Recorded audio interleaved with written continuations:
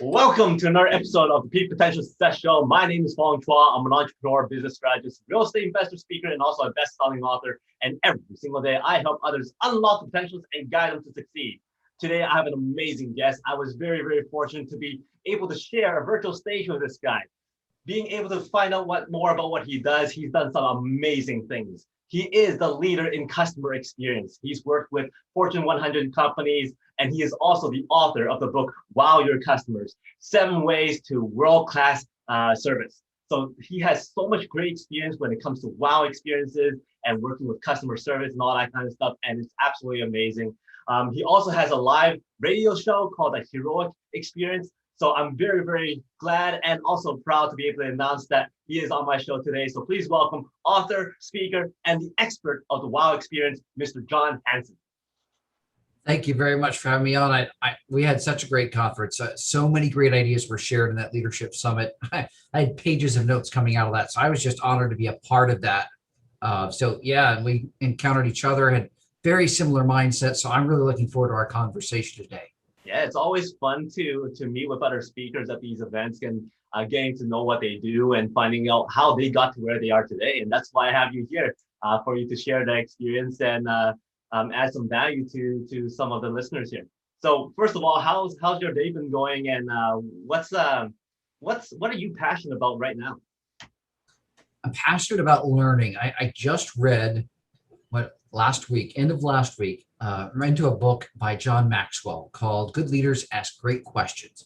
And in that book, he said that by asking these questions, the more questions you ask, the more you learn. Pairing that with another book that I'm reading through called Made to Stick by Chip and Dan Heath. And in that, they said that as people learn more, a learning gap is exposed. And here's the thing that blew my mind, and it might yours as well. The more people learn, the more the gap bothers them. Meaning, people that are content with what they think they know are less likely to find the answer to a question they don't know, or are less open to ideas, new ideas, fresh ideas from others, because they're content with what they know. The more people learn, the more hungry they get to fill in the gap because they know, I don't know everything. That was just a huge paradigm shift for me, because I love to learn, I love to read, I love to study and research. And that was really affirming to realize that if any of your listeners here are learners, I don't care what format you do it in, listening it at 1.5 times speed, like came up as one of your suggestions, or reading a book or listening to a podcast while they're driving, however they learn, the more they learn, the more they're going to get hungry to learn more and be open to new ideas that can transform their business and their lives. So for yourself, how did you get to where you are today? What was your history? What was your path? I would say 2 tracks. And as I looked back at them, I realized that they're woven throughout my entire career, no matter what steps I took. Number one, and I think this was the primary driver, I've always been empathetic, meaning that I naturally put myself in others' shoes. When I was a little kid and I'd be watching a movie and somebody would be going through either a very painful or a very embarrassing situation, I couldn't watch, or I'd leave the room because I felt how they were feeling. And these are just actors. Later on, as a young adult, I learned to separate myself emotionally so that I could enjoy the movie. Like, no, this is an actor and they're going through this. This is pretend. I had to literally tell myself. The plus side of that is that it gave me the ability to work well with others, whether I was a leader, whether I was a colleague, whether I was working for someone, in customer facing roles in particular. Empathy is a superpower. And I had that hardwired into me. The other part that was kind of woven through was that most of my roles have been customer facing, all different kinds of industries, external and internal customers. And because of that bent towards empathy, putting myself in their shoes, doing things so that I could make them more successful, that automatically enabled me to be more successful in any place that they measured it. And I didn't know that until well into my career, where they actually measured those things: customer satisfaction, or CSAT, quality, accuracy, the feedback and the reviews. I didn't have those tools until well into my career. And that's when it validated for me in very hard, measurable terms that I knew how to take the very best care of people and work well on a team. I had numbers to prove it. So I think those 2 aspects, empathetic and the ability to work well on a team, or to put others first in those customer facing roles, I would say those are the 2 things that are common elements throughout my career. Mhm. So throughout your career, when did the word wow come into play?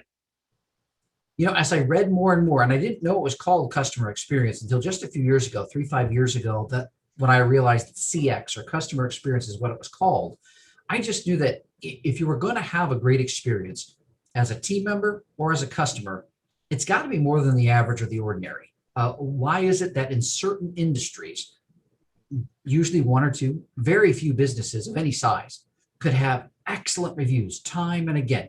Brands that we all know, if I said them, like Chick-fil-A in fast food, not an industry notorious for great service. Nordstrom in retail, same deal. Southwest Airlines in the airline industry, American Express for credit cards. So if you look at every kind of industry you can think of, there are companies that set themselves apart. Well, how do they do that? If they do it at every single location, anywhere in the country, anywhere in the world, then it's not accidental. It's intentional.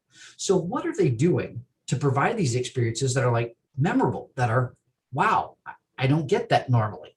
And think about it. If your company is giving somebody something they only experience 1 out of 20 times, that's wow.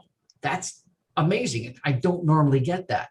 People think that it's expensive, number one. They think that it's impossible to achieve because only a handful of companies do it. But really, wow experiences are just what in this situation would be out of the ordinary in a good way. And then what can we do to work our ways intentionally towards that? That's how you get to. Now, I know companies might be thinking like, where do you start? Well, you start with simple things and you start inside. That's the biggest key right there. If you're not wowing your team members somehow in something very memorable for their experience of coming to work, they are going to be already looking somewhere else, or you'll have people that are just punching the clock, putting in their 8 hours and going home. You don't want either one. You want team members who are engaged. And if they're engaged in having wow experiences inside, that spreads to the people that come into your business from the outside. Wow. One thing I do stress a lot to my clients is that you need to think about wow branding. The more you wow your clients, the more you wow your customers, the more they will come back. And I always love bringing up the example of Disney. How many times when you go to Disney World do you say wow? And sure enough, like 70% of the people who goes to Disney are returnees. But something that you said right there that I completely forgot about was you have to wow your own people first. Wow your own employees, wow your own team, so that experience can actually transfer out to the audience or transfer out to the clients. Now, in your experience, what would you say are, let's say, the top 3 elements of what is considered a wow impact? You mentioned Disney. That's a great example. Thank you for bringing that up. That's one industry I forgot to mention. But here's the great thing. So you said 3 things, right? So number 1, it's the small things. Do you know that at Disney World, all the trash is emptied from below? No one has ever seen emptying trash cans as they go down the streets of the magical kingdom. And that was on purpose because they knew, well, that's just not going to fit with the image or the brand, the experience that we want people to have. So little details like that are thought out to the nth degree. You're like, but we're not an amusement park. We don't have that kind of money. If you're coming up with reasons why you can't incrementally change, everybody has a brand, whether they know it or not. So the second thing I would say is you have a brand already. What is that? If you don't know, it would be best to bring in somebody that's never encountered your business, your website, your people, your customers, and have them, someone you trust, have them come in and say, tell me what you see. What's your first impression? Give us fresh eyes. I want to know what's our brand. Because oftentimes when you're in the business, it's very hard to see what your business looks like. So that second thing is Disney knew they had a brand. What was the brand? Magical. Well, you're not going to have magic if somebody's emptying trash right in front of the kid or right in front of the adults. Just the whole idea of that is no good. So it's the little details that go into your brand that end up being, and I would say the third one is this. You don't know what your brand is unless you ask. So often there's a disconnect. You think because you're publicizing this, you think because your imaging and your pictures and your text and your content is this, that's what you are. But the disconnect is if you're not asking your team members, which they call voice of the employee or VOE, or your customers, VOC, voice of the customer, if you're not asking for their feedback, then you really don't know. And oftentimes there's a disconnect. And the bigger the gap, the more of a problem you don't realize you have. Get that free feedback from clients that love you, that have been with you forever. Ask them, ask your team members. They're on the front lines. They know. Ask them for their feedback. Once you get that feedback, here's the third part. Close the loop. So plenty of companies send out surveys. They ask people questions, but oftentimes it's only to measure how they're doing. They don't do anything with the information as far as communicating back. So here's what's going to blow your mind, the minds of your customers and your team.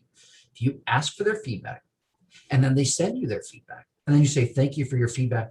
We're going to get back to you as we digest all the information that we've got.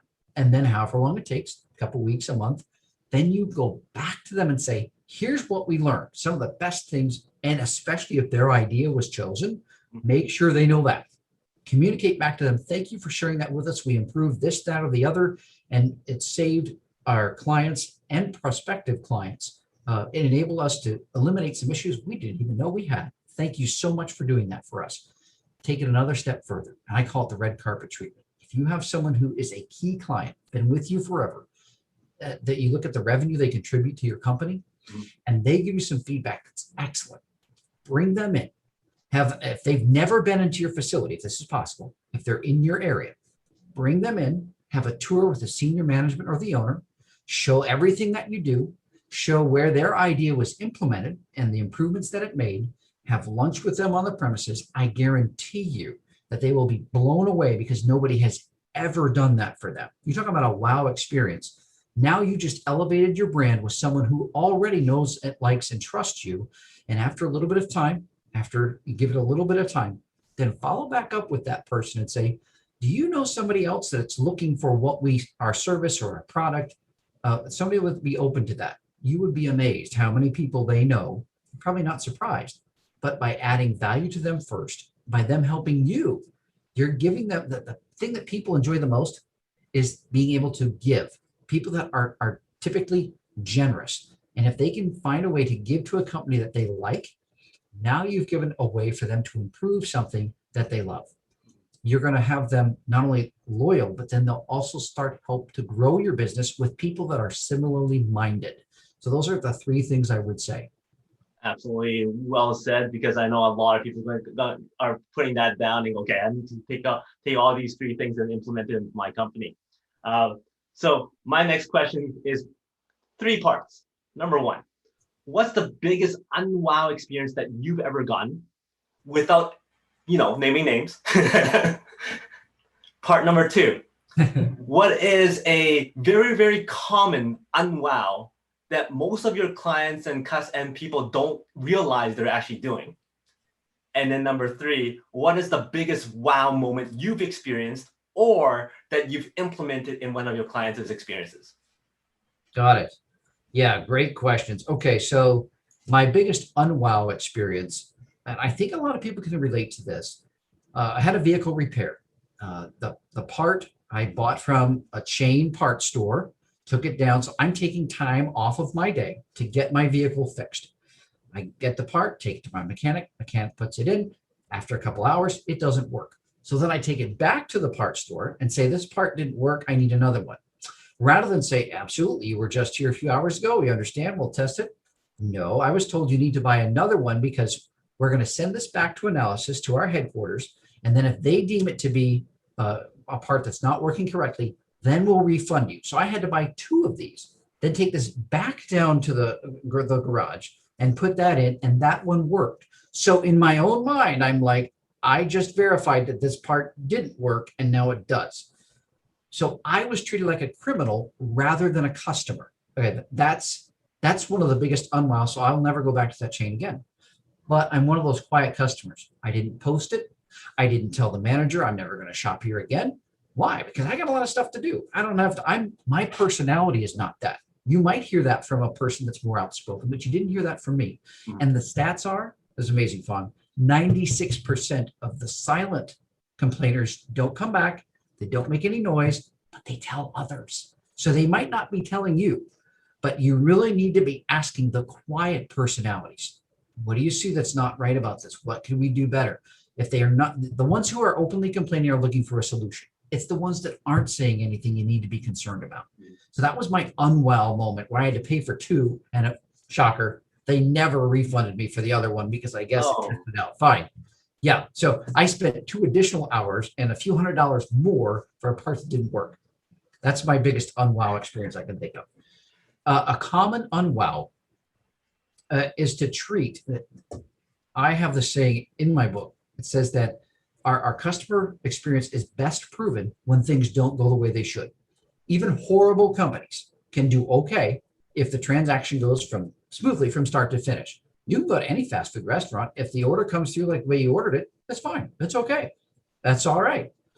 But in the area of wow, the actual way you can wow people is when things don't go the way they're supposed to. They're already internally bracing for this conflict where you're going to be fighting them and you got to prove it to me. And I'm not going to give you your $5.38 back.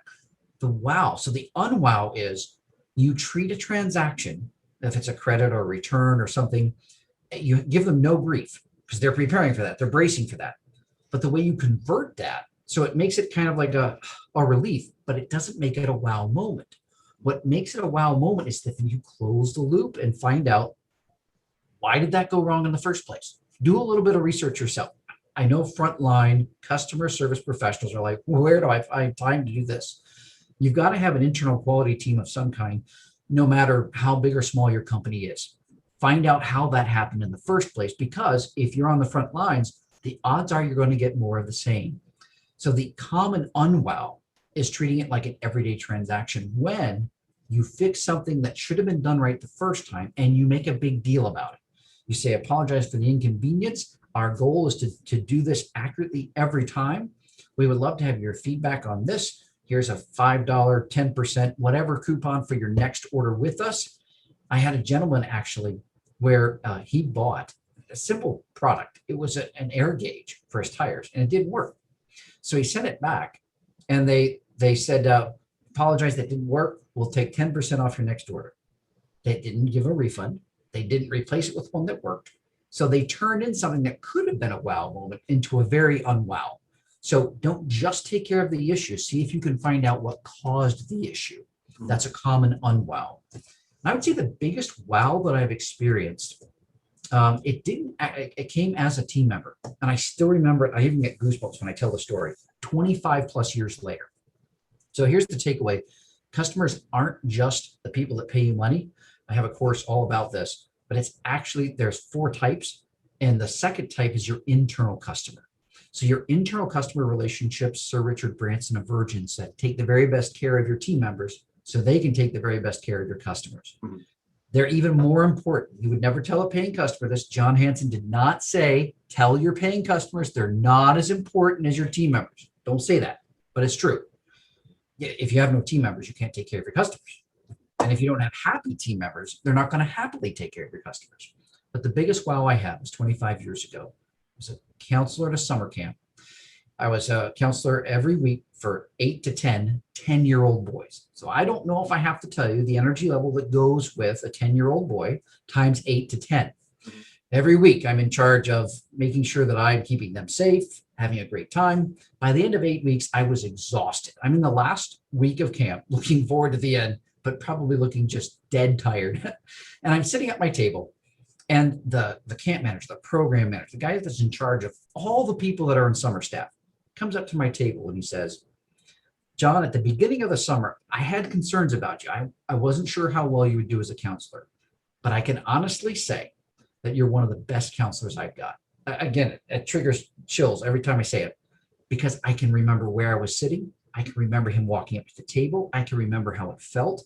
So that was the biggest wow moment I've ever experienced in my life, because every time I share it, years later, quarter of a century later, I still feel the emotions of that wow moment, and it's stuck with me. It'll stay with me my whole life. That's the power our words can have by affirming someone with, I thought this, you did this, thank you. Specific recognition can go a long way to a wow moment internally. Imagine external ones on top of that. Wow. I'm going to say wow a lot during this entire interview. I can't stop That's it. scripted, right? I keep on hearing it, and I keep on asking questions with that word in it. So it's you can't avoid it. But with regards to all these stories that you've shared, a lot of it has to do with that human element, that human connection and that relationship building and how you make that person feel, right? Now, when it comes to a lot of these companies right now, in order for them to get their team members, their employees to follow suit on customer service and all that kind of stuff, scripts are being made so that they follow a certain checklist, they follow a certain script. Now, there's a very fine line between following that script but then still having that human element. And I'm sure there's a lot of people here who has that experience of that goes, wait a minute, did you actually hear what I'm trying to say? You're just going down the list, you're asking the questions, but I already answered these questions, or if you listen to my answer, these questions don't apply. So how do you coach or consult with companies to go, okay, wait a minute, yes, you need a script so that you're able to train properly. However, you need to give the power to your employees to deviate away from the script if need be. Where's that fine line, or how do you kind of consult that?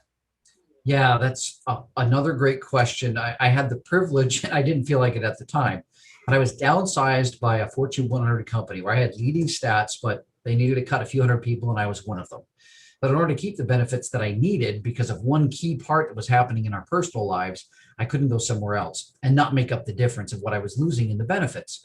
So I found a place, but it was in the contact center for this Fortune 100 company. So I am in a call center for almost a year.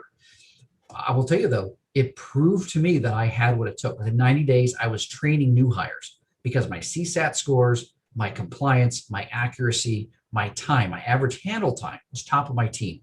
And I'd only been there 90 days. So I have abilities to do this. But I would say, well, somebody's like, well, okay, so you're naturally gifted taking calls. Didn't mean I enjoyed it. But here's what I did. You talk about scripting. There were scripts. Oh, absolutely, there were scripts. You can't miss a word or you're dinged on that because it's a compliance thing. So what do you do if you've got scripts? So I'll answer that first. First of all, if you have scripts, it doesn't mean you need to read it like a robot. Imagine if your kid comes up to you for a bedtime story and you read it like a compliance script. You think the kid's going to enjoy it and come back for more? Heck no. So when I had a compliance and I had to read through it, I would say, bear with me. I'd inject a little humor. And I said, I'm going to go through this as fast as I can. But as I was reading, it was like I was reading a bedtime story. I would add inflection. I would smile. Your smile comes through. I would make sure I was saying it as fast and as smoothly as possible because they knew they had to hear it. So they might as well enjoy it while they're hearing it. You know what I heard more than once from people? They said, have you considered doing voiceover work? Because your voice is just so enjoyable to listen to. This is at a call center. So I would say that infused life, energy, smile. When you're reading these things, you have to read anyways.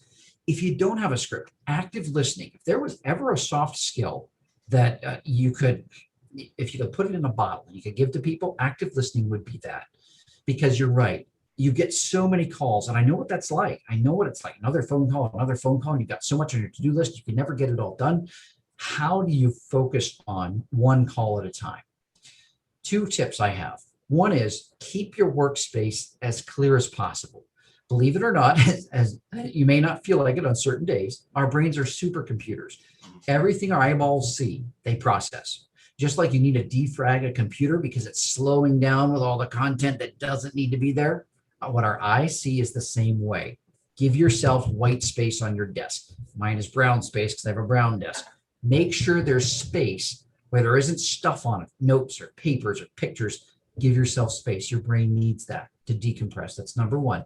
Number 2 is make sure that as you're going through things, you can take notes. One way, when I read books, I take notes. It helps me retain the information. It helps me remember certain things as well for later. So I have a note. I can go back to my written notes. You shred them at the end of the day. But it's proven that if you like to write things, auditory, write down what you're hearing them say. You may pick out some details that you didn't hear. So I get by writing. If you're somebody that's auditory and you can pick up and listen so well just with what they're saying, mirror back. Mirroring back when I would say, so you're saying that just to confirm I'm hearing right. So you're saying this happened and this should have happened instead. I can understand. So along with mirroring, you're acknowledging that it would be frustrating. You're not saying, oh, you're right, we're a terrible company, I can't believe you bought from us. You're acknowledging the fact they're frustrated.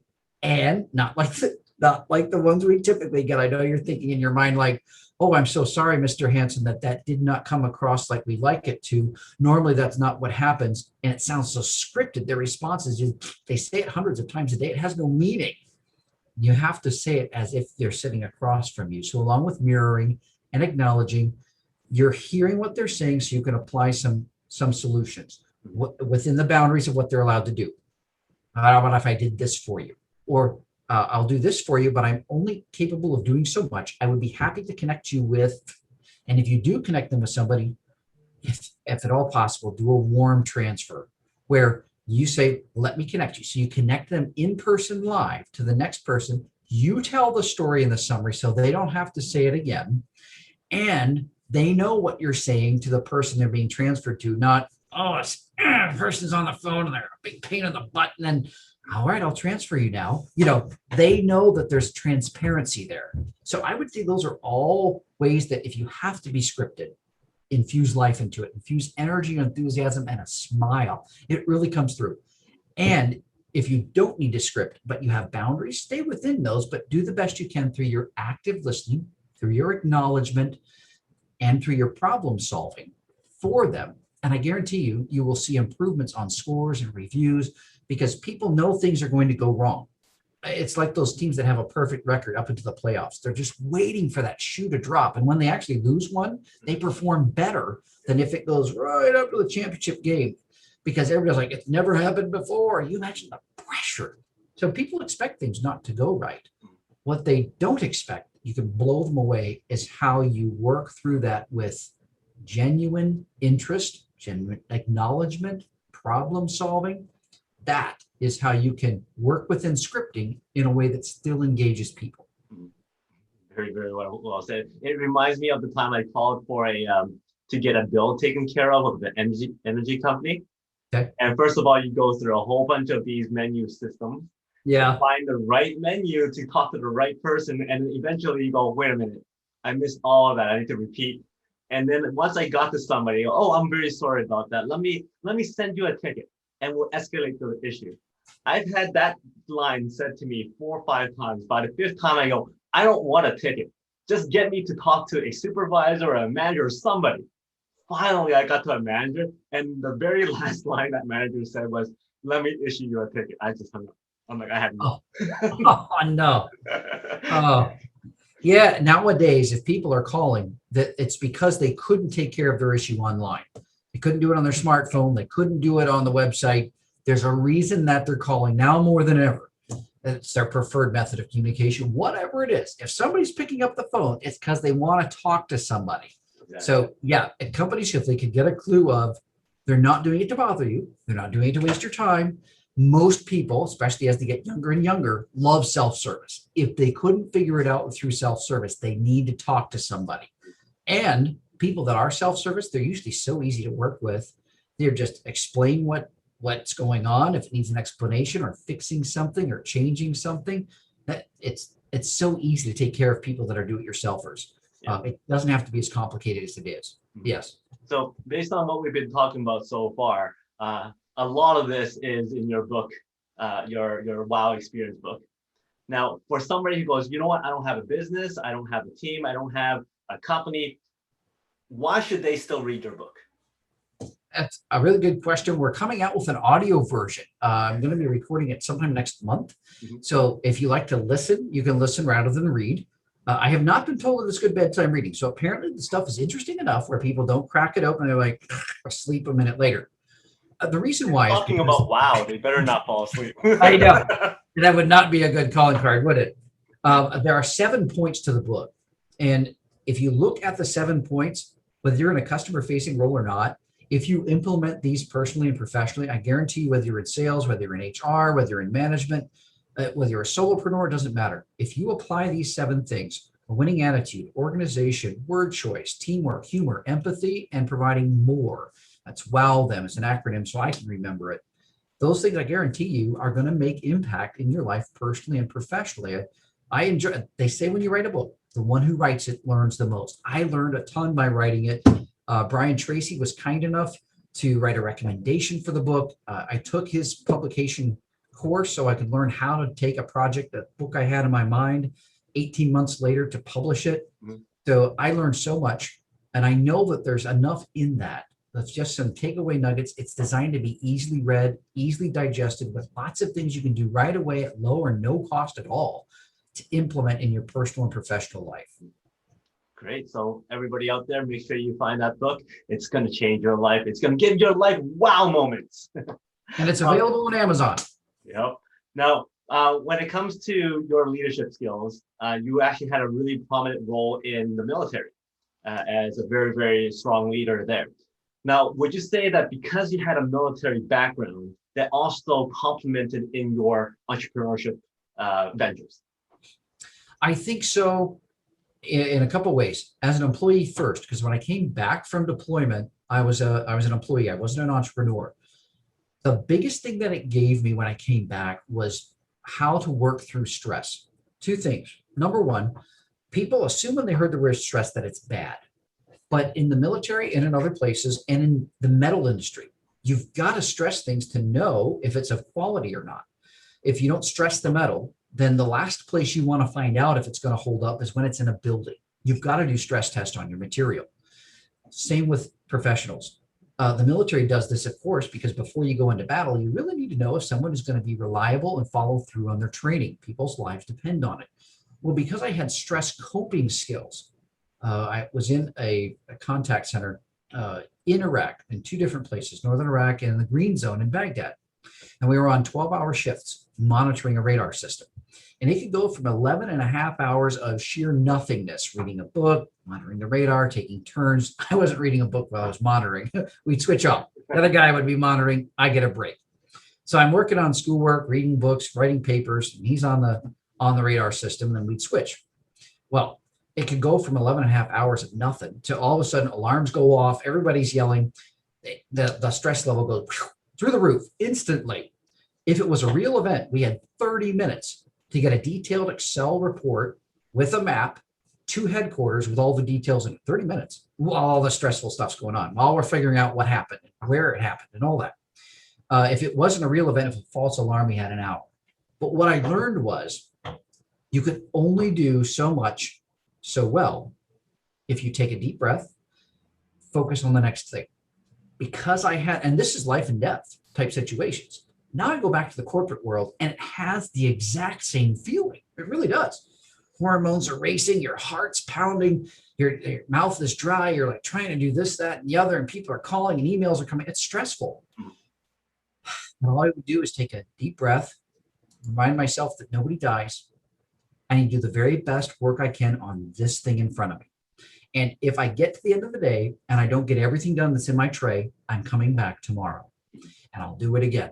But because I had that perspective, my stress coping skills were tied to something that had life and death. Now I could apply the same principle to something that wasn't.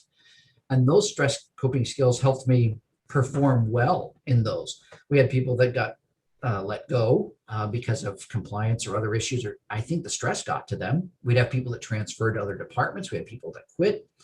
And I was able to not only weather that, but have great marks through it. So I think the stress coping skills were tremendously helpful. But I will say this to you. Somebody's like, oh, man, I knew I should have done the military. No. That's the stress coping skills I got out of it. Leadership, on the other hand, as I shared in that presentation at that summit, leadership is not what you do. It's not a role. It's not a title. It's not even being in the military or certain industries that are known for it. Leadership is the capacity to lead. We talked at the beginning of this podcast about the fact that people that learn and that learn more and more, that's what your capacity to lead is. Meaning the bigger the cup gets, the more that gets poured into your capacity to lead, your potential to lead, the better you can. So leadership is just like a muscle, can be strengthened. The biggest thing you need to take away is that I'm not a leader because I'm not in a position of leadership. Nonsense. We all have the opportunity to lead ourselves and others, and we need to start with ourselves first because that's what we can best control. But then you would be surprised about the influence you have on others. If you're focused on leading yourself and improving yourself, you'll find that you're actually influencing and leading and engaging others that are watching you more than you realize. Mhm. So yes, that aspect of leadership it's an advantage because I had, but I also looked back, and that was back when I was in my early 30s, where because the rank got higher on my chest, I assumed that I needed to know everything. And then if I didn't know something, I see that immaturity in my leadership where I didn't rely on someone I could see was more talented in a certain area because it was threatening to me as an immature leader. If you've got people, I've read it, seen it so many times, if you're the smartest guy in the room, you're in the wrong room. Surround yourself with people who are smarter, more talented than you, because they will make you better. They'll make your team better. That's the mark of a true leader. Have you found that you were able to make more risky decisions when they're no longer tied to life and death situations? I think so. And I think personalities do have a play in this. There are some people that are just naturally more cautious. There may be people that are more nuts and bolts, because I have both aspects of an entrepreneur. I have both the visionary, big picture, exciting idea, and then I have the steps to get there. I'm privileged to have both. I took Gino Wickman's second book. I read Traction, and then I read Rocket Fuel. In the book, it offered a free online assessment to identify what kind of entrepreneur you are, visionary or an integrator. Visionary, big picture, charismatic, always chasing after things, always going after the big idea, able to sell it, very charismatic. Nuts and bolts integrator is more of how do we break that down by steps to get there. Someone who's trying to do both will actually end up draining themselves or going against themselves. And that's where I found out that, I'm 67% visionary. I get lots of big ideas, but I'm 96% integrator. I am a nut and bolts guy through and through, where I love the steps. I don't need to be out in front of people, although I love the public speak to add value. I don't need the credit. And large visionaries do, because that's what drives them to do even better. It's actually a strength to them. Where an integrator, they don't need to be in the spotlight. They want to see their ideas work. So I think having those two aspects, it did help. The military did, but you, again, don't have to be in the military, especially if you've always been entrepreneurial. I would say take that assessment, find out what your strength is, because whatever the opposite of that is, you're going to find that that's draining you. That's taking away time and energy from what you're best at. What was your biggest challenge transitioning into entrepreneurship then? I think the biggest challenge for me was, as a sole breadwinner, there's a lot of risk involved of taking that step. And what encouraged me to do that was adding a mentor. I added a business mentor about 3 years ago.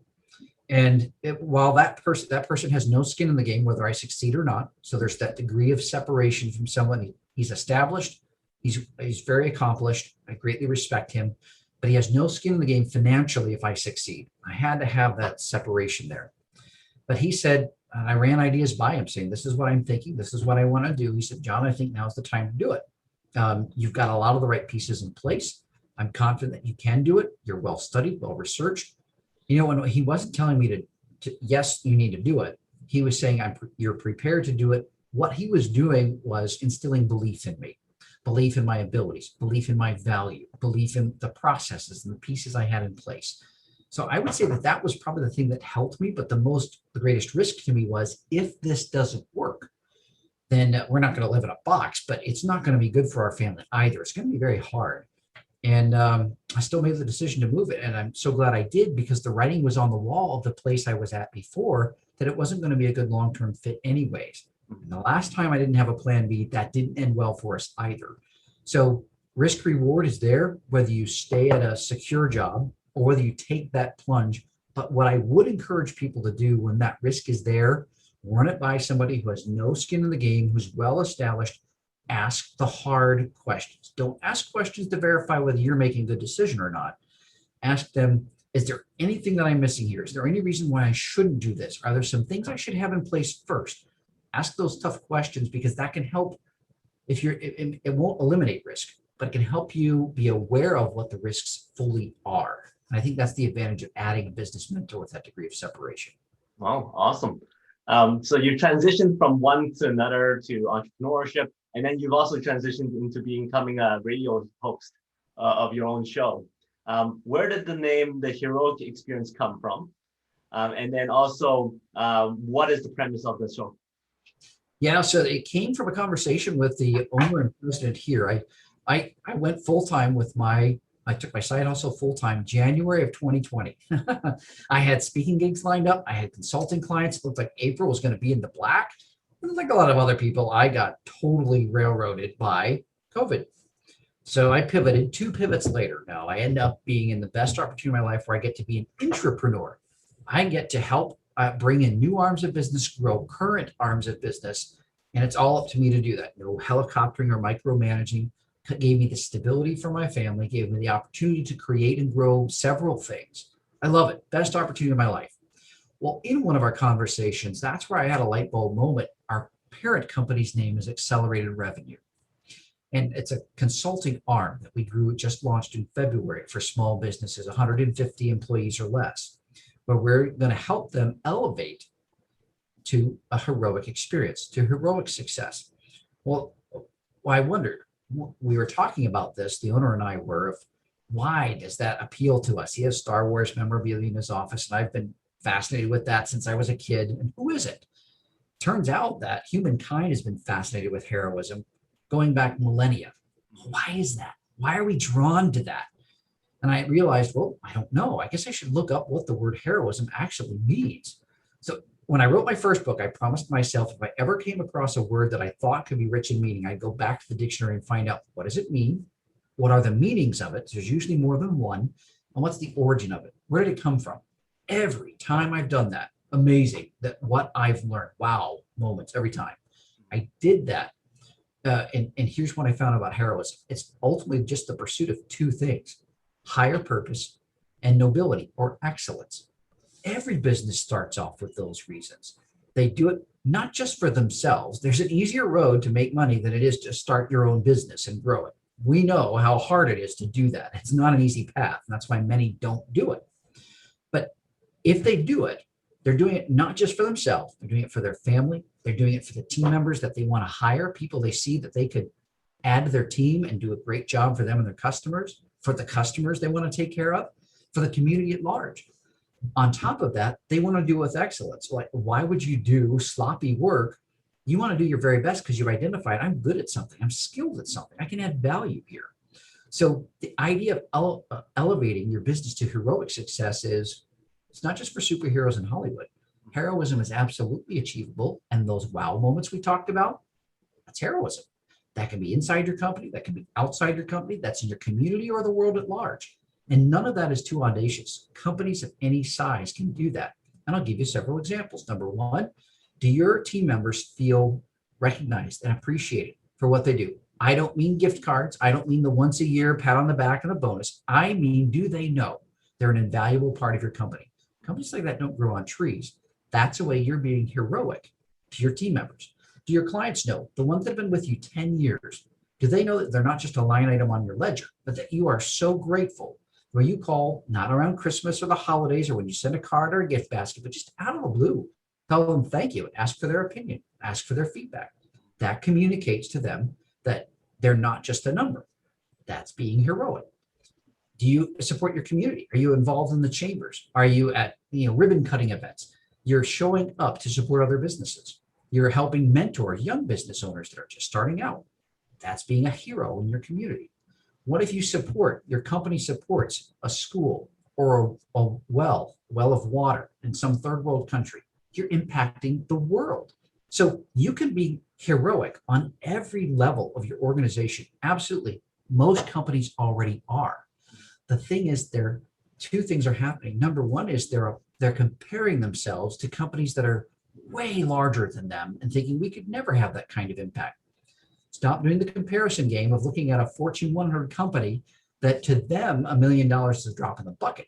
To you, $100 is significant. Stop looking in comparison, look at impact. How are you impacting the people you touch? That's number one. Number two is intentionality always trumps volume. Quality always trumps quantity. I don't care what industry you're in. You can produce 1 million things, but if they're done with poor quality, all you'll be known for is producing lots of cheap stuff. If, on the other hand, you're creating something of great value and you're only doing a handful of them, the amount of effort and work that it takes to create that masterpiece, that's more important because you know the impact that it has and the value that it has. Stop looking at quantity, look at the quality. If you do those two things, you'd be surprised at how well your company is running already. What we find is oftentimes because people are in the day-to-day, it's like when you have a little kid and they grow up to be a teenager. Yeah, you notice they're getting bigger, but it's your friends that come from out of town. And the last time they saw your kid, they were a toddler. Now they're a teenager and driving a car. The difference they see is just night and day. To them, it's shocking. To you, it's like, yeah, they got there. The challenge for people in the business is that it's hard for them to work on it because they're in it every day. And third-party verification. Our coach tells our teenage kids, you should clean your room and you should do it as soon as you're told. So the sooner you do it, the sooner it gets done. All of a sudden, they're cleaning their room when they're told to do it. And I know we've been telling them for years to clean their room. What parent doesn't have that? What, are we chopped liver? No, it's third-party verification from someone they also respect, but aren't intimately connected with. That's telling them the exact same thing. That's where the value of having a third party you trust communicate the same things you've been saying or new ones. And someone that takes ownership of it, someone that has accountability for it, someone that has steps to implement it, rather than adding more hats or trying the latest fad, having a third party you trust can help create a game plan that fits into your company, your goals, your budget, your values, and can help get there by taking ownership of it. That's the value of a third party. And that's what we're excited to do for businesses of all industries of that size, 150 employees or less, because heroism is absolutely achievable. It's being done every day, all across the country, if not the world. And we can help create a roadmap to get there. Well, absolutely awesome. So everybody, make sure you check out that radio show. It has lots of great content. And Shirley, like after you mentioned it, your voice is absolutely spectacular. I can listen to you speak for forever and keep on asking you questions. I've had the privilege of talking to people around the world over the phone. I think that helped having so much over the phone because all you have is your voice. Yeah. They don't have it face to face. So I have no body language except for what comes through on the phone. So smile, yes, but I don't have anything else to communicate. It's tone, it's word choice, and it's whatever body language comes through the phone. And I think that really helped because I'd done public speaking for years up until then. But I think honing my voice on top of being comfortable in front of people, I think is what helped take things to the next level for virtual events, but especially in person, because I love to do it. And now I've learned how to communicate more effectively with my voice. So while I didn't like the contact center because it wasn't a forever job, I did benefit tremendously from it. So for somebody like yourself, when you listen to your own voice, are you one of those like, oh, I love it. It sounds perfect. Because everybody says they hate their own voice, right? So for you. No, I think I had to get used to, I'm going to sound different than I think, and that's okay. Because if people liked hearing me and I don't like how I sound, it must be okay. Yeah. I think I had to get over that. And I think because I had enough people tell me that, I then knew that, all right, rather than trying to change my voice, which comes across totally inauthentic, so fake, I just needed to learn to communicate more clearly with more energy. And I think that's what's infectious, not so much how I sound. Although I'm sure if I sounded like Ben Stein or something, people would be totally tuned out. So Bueller, if I had that kind of a voice, I don't think that would help anything. Yeah. Nice. Now, if you had an opportunity to be on the world stage, to spread one message out there for everybody to remember, what would that message be? It's the book I'm working on right now. It would be the fact that I'm so excited about this because this is a universal message, even more than customer experience. And it's the idea of winning at life.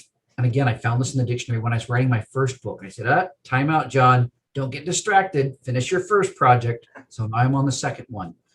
And the basic thing that I without giving the book away, is three things. Number one is, and when I saw this definition in the dictionary, my world literally just stopped. I stopped breathing. It hit me like all at once. If you have the wrong definition for winning, you will label yourself, and there's plenty of places in the world that will do this for you. Business, sports, academia, your own well-meaning parents, siblings, yourself will apply these labels to yourself where we equate winning, and it is a definition. Yeah, I'm not saying it isn't, but it's one of them. I don't believe it's the most important one. The one definition that we think of as blue ribbon, gold medal, coming in first, excelling in competition, A plus, 4.0, all those measurables, right? That if you don't hit that, well, if you're not, like Ricky Bobby said, right, in Talladega Nights, if you're not the winner, you're the loser, right? That idea of if we don't come in first, then you're the next place loser. You're the first one that lost. That's the idea of winning compared to someone else. If you're defining, so I keep this in front of me on my office desk. It's a blue ruler I got at a place that starts with Wall and ends with Mart, so it only cost me a couple dollars. But I have this as a visual reminder. I kept it in my car and now my desk that I've got in office, that I should never compare myself to others. My ruler needs to be John today compared to John 5 years ago. And every day going forward needs to be looking back at who I was and what I've achieved. Progress is the goal, not perfection. Number two, if I'm looking at somebody else's life, it's always with a bias, it's always with my own filter, and it's always an illusion. The thing that we see in others' lives that we want is projecting on their lives what we want.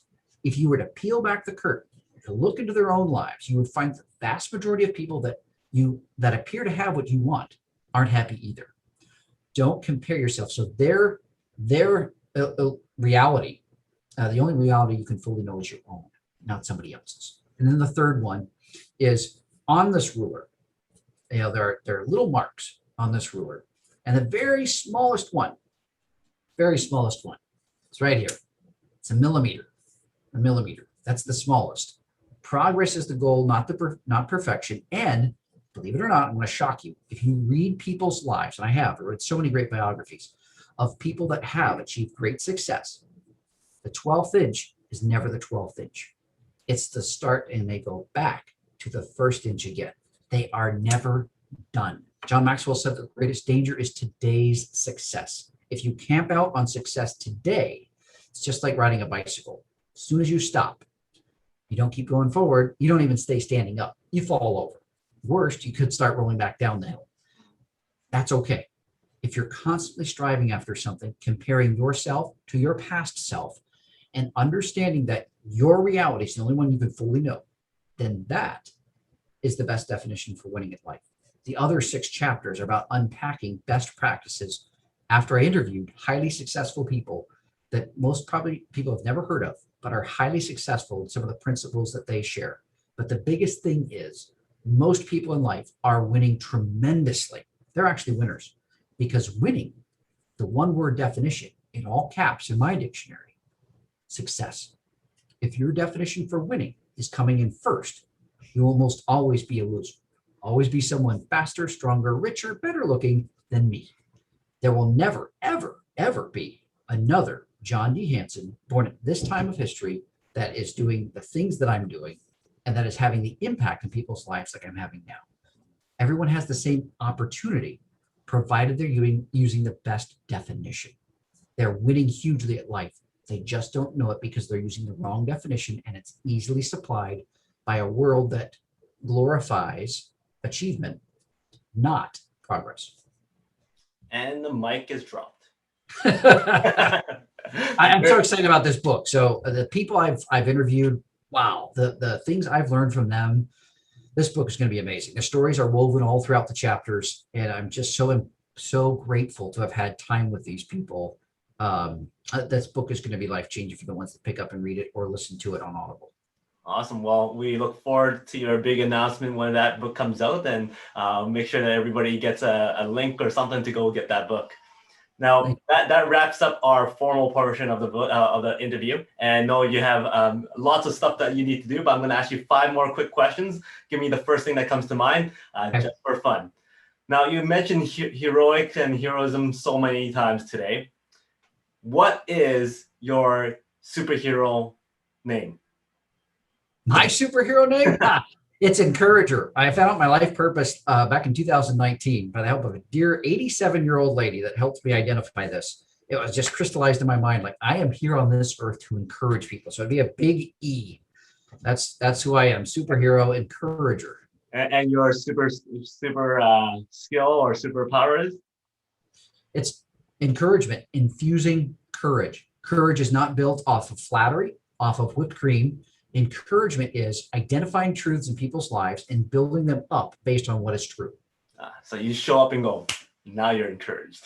Now you're encouraged. I'm going to tell you, after talking with you for just a few minutes, what I identify, I got the longest hug of my life from a lady I never met because I affirmed her at this conference because I talked truth into her life.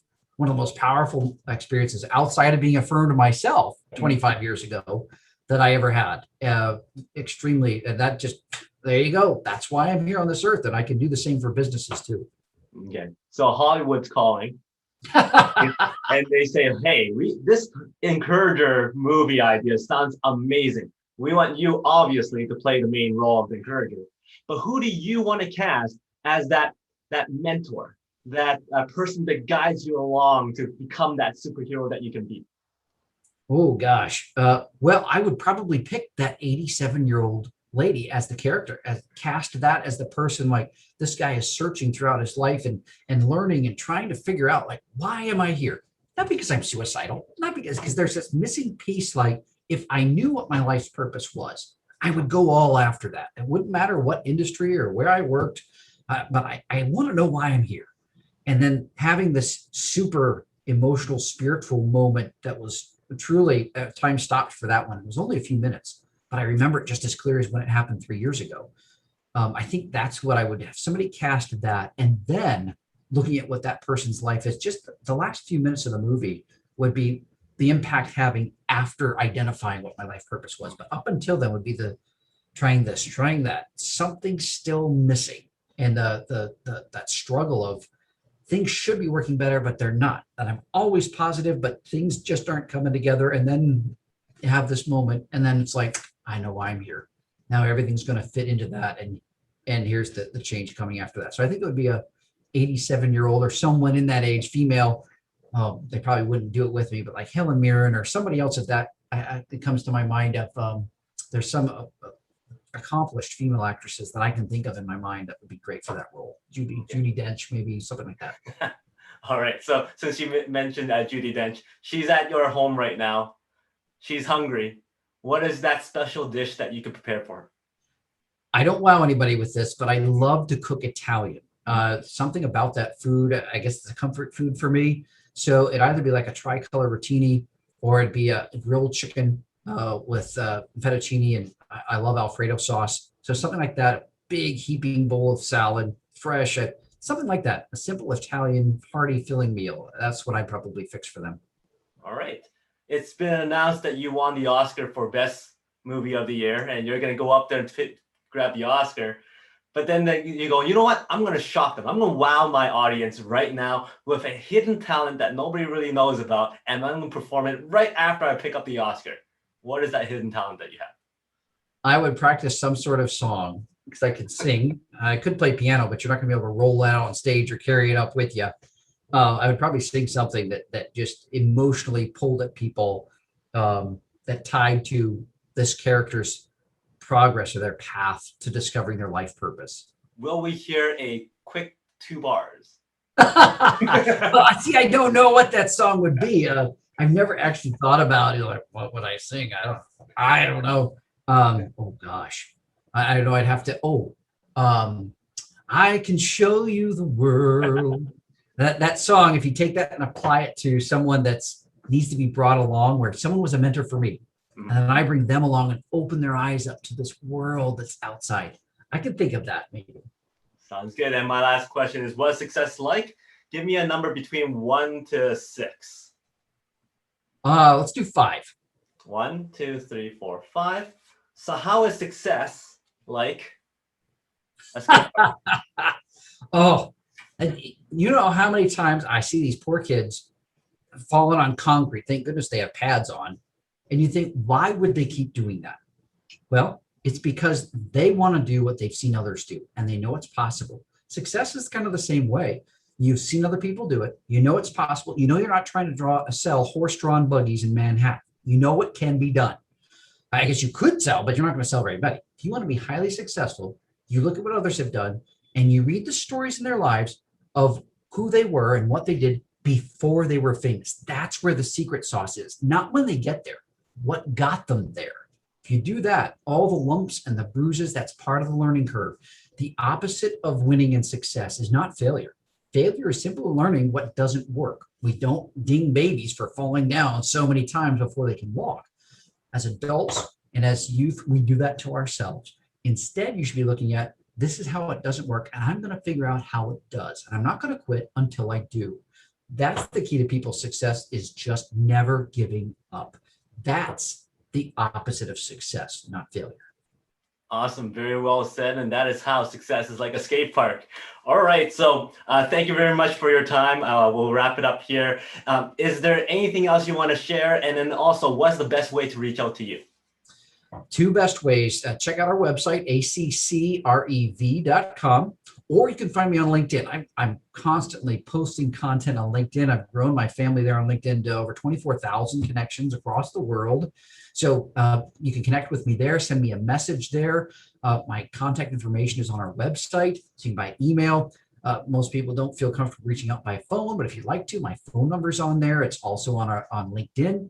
So all different ways you can get a hold of me. I'm easy to find, and I hope that I can add value to you indirectly, or if you've got something in particular that you'd really like to run by me, I would love to add value and encourage you in your professional walk, in your business, just in your life if I can. So I appreciate this opportunity, tremendously enjoyable, and I will give you this before we sign off, Fong, is I would say that your questions have been so insightful and so interesting and so engaging. It's been one of the most engaging set of questions I've had on a podcast. So thank you for putting that kind of intentionality into it. It's been super enjoyable. Well, thank you very much for that. Much appreciated. And everybody, just imagine if you actually call them, you get to hear this wonderful voice. All right. I'll make sure I got my A game on that day. All right. Thank you very much again. Your wisdom, your stories, your nuggets of great inspiration has been very, very enjoyable. So make sure you guys all go out there, pick up his book, and also tune into his radio show. Great content there as well. So until next time, he is John Hanson. My name is Fong. Until next time, today is the day to unlock your peak potential. We'll see you later.